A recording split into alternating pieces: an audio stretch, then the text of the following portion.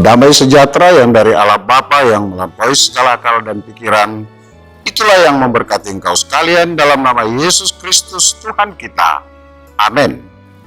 Sahabat seri anugerah yang dikasihi Tuhan Yesus Kristus, firman Tuhan pada kita hari ini diambil dari kitab Yesaya, pasal yang ke-53 ayat yang ketiga. Saya baca buat kita sekalian, dengarkanlah firman Tuhan. Ia dihina dan dihindari orang, seorang yang penuh kesengsaraan dan yang biasa menderita kesakitan. Ia sangat dihina, sehingga orang menutup mukanya terhadap dia, dan bagi kita pun dia tidak masuk hitungan. Sampai di sana pembacaan firman Tuhan. Sahabat yang dikasihi Tuhan Yesus Kristus, adalah kebiasaan dalam kehidupan kita sehari-hari. Seseorang atau satu tokoh atau satu pemimpin, ketika dia ada bersama di tengah-tengah kita, seringkali kita sulit memberikan penghargaan atau penghormatan yang sepantasnya kepada beliau. Bahkan kalau kita ada hormat atau ketika ada sesuatu perhatian kepada dia, lebih sering dan lebih banyak karena memiliki tujuan-tujuan tertentu. Itulah yang seringkali membuat manusia itu gagal untuk membentuk satu persekutuan yang baik, satu pertemanan atau persahabatan yang penuh dengan kasih. Karena begitu banyak keinginan dan kepentingan terhadap seseorang terhadap sahabatnya. Dan perlahan tapi pasti ini yang menjauhkan manusia, tidak hanya terhadap sesama manusia, bahkan juga kepada Tuhannya.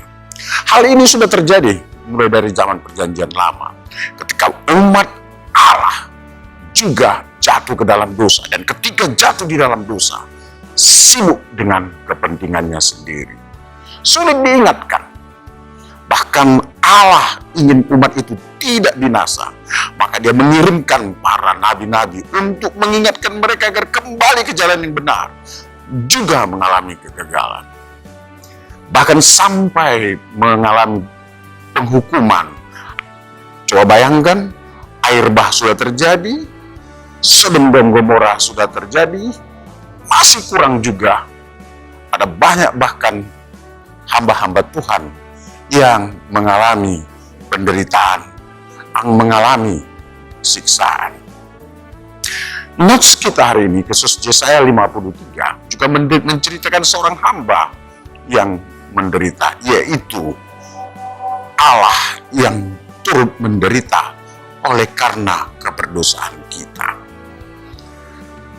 Benar apa yang kita sampaikan di atas tadi. Bahkan ketika para rasul-rasul pun banyak yang tersiksa. Maka Allah tidak memiliki cara lain lagi. Dia sudah mengirim nabi, dia sudah mengirim para rasul, dia sudah menunjukkan kebesarannya. Tapi masih banyak manusia yang jatuh ke dalam dosa, yang mengingkari kasih Allah. Satu-satunya jalan yang baik, dia turut menderita, dia datang. Dan inilah yang dinubuatkan, Allah yang menderita. Seorang tokoh, seorang pemimpin, seorang yang tentu dengan penampilan yang tidak diharapkan. Bahkan ada banyak orang yang merasa kecelik, merasa bagaimana mungkin ini Mesias, bagaimana mungkin ini yang bisa membebaskan dari penjajahan Rom dan lain sebagainya. Itu makanya mereka yang berteriak Hosana, mereka juga yang berteriak salibkan dia. Allah yang dengan penampilan yang sangat sederhana, yang bersama dengan kita di dalam Yesus Kristus, dia sangat biasa-biasa. Dia tahu bahwa yang saudara butuhkan dan yang saya butuhkan bukan lagi yang lain, hanya satu, yaitu pengampunan, agar engkau tidak binasa, agar saya tidak binasa. Maka dia datang dan dia menempuh jalan itu. Dia tahu bagaimana sombongnya umat menyalibkan dia, bagaimana sombongnya para tentara Pontius Pilatus, Herodes melakukan penganiayaan. Dan akhirnya menyalibkan dia. Tetapi mereka tersentak ketika pada hari yang ketiga Yesus bangkit, dan di sana umat manusia dinyatakan kemerdekaannya atas dari segala perbudakan iblis, perbudakan dosa.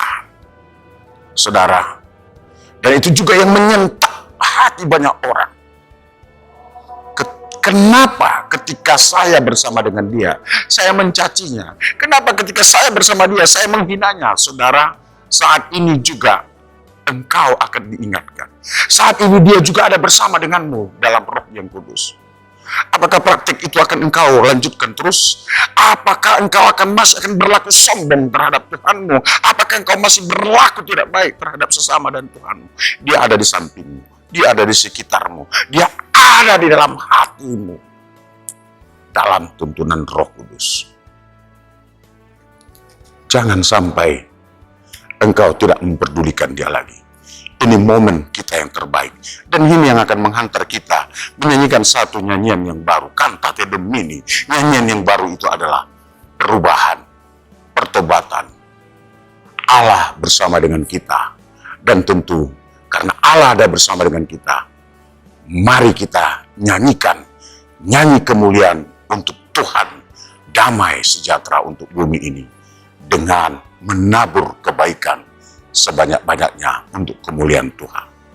Selamat menabur kebaikan, dan ingat, Yesus mengasihimu. Amin.